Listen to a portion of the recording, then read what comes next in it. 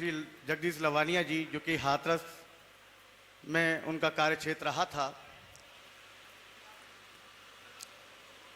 शेखसरिया विद्यालय में वह लेक्चरर के पद पर थे और 1945 में अलीगढ़ में जन्मे डॉक्टर लवानिया जी हिंदी के क्षेत्र में कई पुरस्कारों से नवाजे जा चुके थे।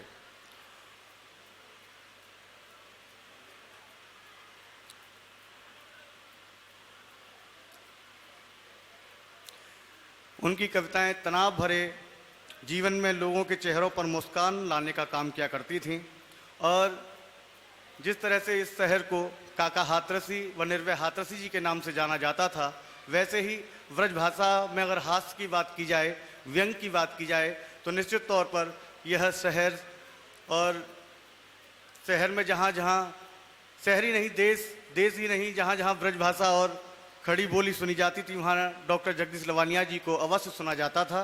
बहुत ही मनोहर कवि थे और उनका कहने का कथन अंदाज बहुत ही निराला हुआ करता था। जैसा कि अभी आपने देखा होगा, उनकी क्लिप चल रही थी उनकी आवाज़ में।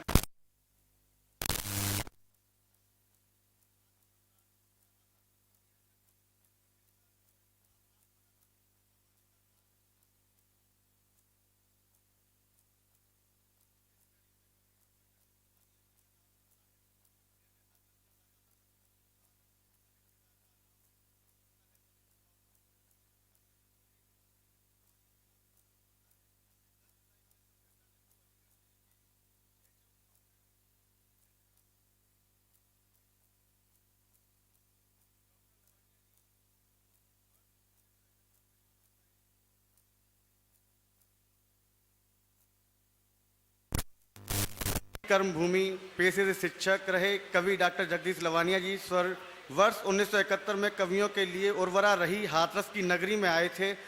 उनके अंदर कविता के बीज अंकुरित हो गए एवं पुष्प पल्लवित भी हुए।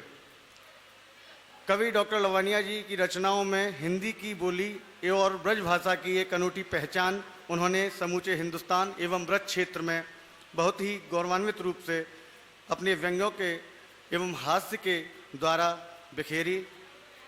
डॉक्टर लवानिया जी को उत्तर प्रदेश हिंदी संस्थान से वर्ष 1987 में श्रीधर पाठक पुरस्कार मिला और भारत सरकार के गृह मंत्रालय से वर्ष 1994 में उन्हें पंडित गोविंद वल्लभ पंत पुरस्कार से भी नवाजा गया।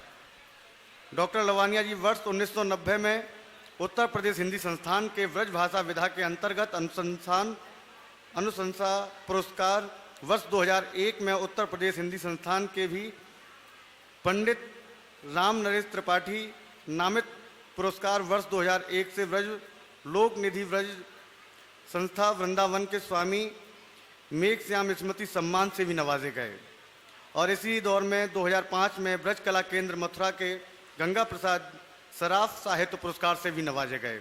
ऐसे ही उनके हिस्से में कई पुरस्कार हिंदी एवं ब्रज भाषा के बहुत पुरस्कार से उनको नवाजा गया और उन्होंने निश्चित तौर पर इस शहर का नाम रोशन भी किया। शिक्षा के क्षेत्र में अगर बात की जाए तो शिक्षा के क्षेत्र में भी वह बहुत ही अच्छे अध्यापक के रूप में इस शहर को कई अच्छे विद्यार्थी उन्होंने दिए, जो कि अधिकारी के तौर पर हमारे शहर का नाम रोशन कर रहे हैं। और मैं भी उन्हीं से शिक्षा प्राप्त की। आज मैं भी चिकित्सक हूँ, कवि भी हूँ।